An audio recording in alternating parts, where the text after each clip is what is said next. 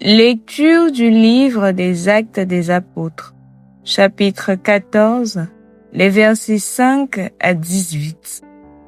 En ces jours-là, à Iconium, il y eut un mouvement chez les non-juifs et chez les juifs, avec leurs chefs, pour recourir à la violence et lapider Paul et Barnabé.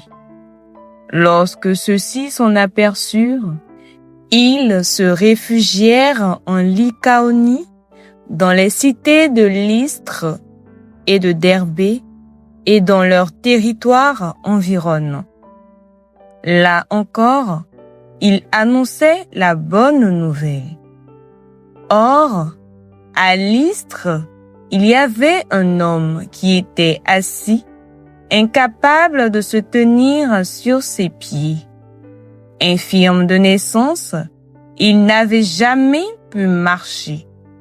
Cet homme écoutait les paroles de Paul. Celui-ci le fixa du regard et vit qu'il avait la foi pour être sauvé.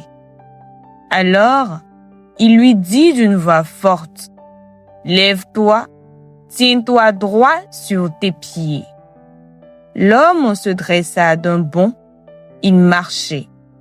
En voyant ce que Paul venait de faire, les foules s'écrièrent en lycaonien, « Les dieux se sont fait pareils aux hommes, et ils sont descendus chez nous. » Ils donnaient à Barnabé le nom de Zeus et à Paul celui d'Hermès, puisque c'était lui le porte-parole. Le prêtre du temple de Zeus, situé hors de la ville, fit amener aux portes de celle-ci des taureaux et des guirlandes. Il voulait offrir un sacrifice avec les foules. Informés de cela, les apôtres Barnabé et Paul déchirèrent leurs vêtements et se précipitèrent dans la foule en criant, « Pourquoi faites-vous cela? Nous aussi, nous sommes des hommes pareils à vous, et nous annonçons la bonne nouvelle. Détournez-vous de ces vaines pratiques et tournez-vous vers le Dieu vivant, lui qui a fait le ciel, la terre, la mer et tout ce qu'ils contiennent.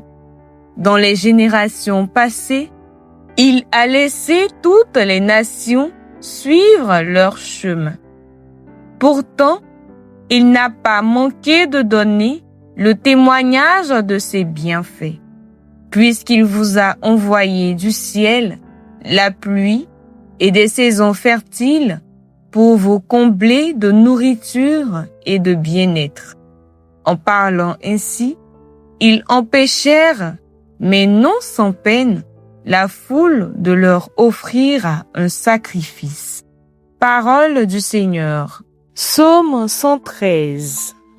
Non pas à nous, Seigneur, mais à ton nom donne la gloire.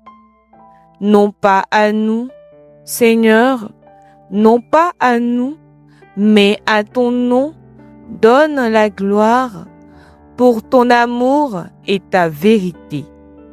Pourquoi les païens diraient-ils, où donc est leur Dieu? Non pas à nous, Seigneur, mais à ton nom donne la gloire. Notre Dieu, il est au ciel. Tout ce qu'il veut, il le fait. Leur idole, or et argent, ouvrage de mains humaines. Non pas à nous, Seigneur, mais à ton nom donne la gloire.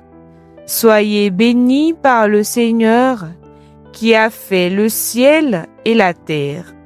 Le ciel, c'est le ciel du Seigneur. Aux hommes, il a donné la terre. Non pas à nous, Seigneur, mais à ton nom donne la gloire. Alléluia, Alléluia. L'Esprit Saint vous enseignera tout et il vous fera souvenir de tout ce que je vous ai dit. Alléluia. Évangile de Jésus-Christ selon Saint Jean, chapitre 14, les versets 21 à 26. En ce temps-là, Jésus disait à ses disciples, « Celui qui reçoit mes commandements et les garde, c'est celui-là qui m'aime, et celui qui m'aime sera aimé de mon Père. Moi aussi, je l'aimerai et je me manifesterai à lui. » Jude, non pas Judas l'Iscariote, lui demanda, « Seigneur, que se passe-t-il? Est-ce à nous que tu vas te manifester et non pas au monde? » Jésus lui répondit, « Si quelqu'un m'aime, il gardera ma parole.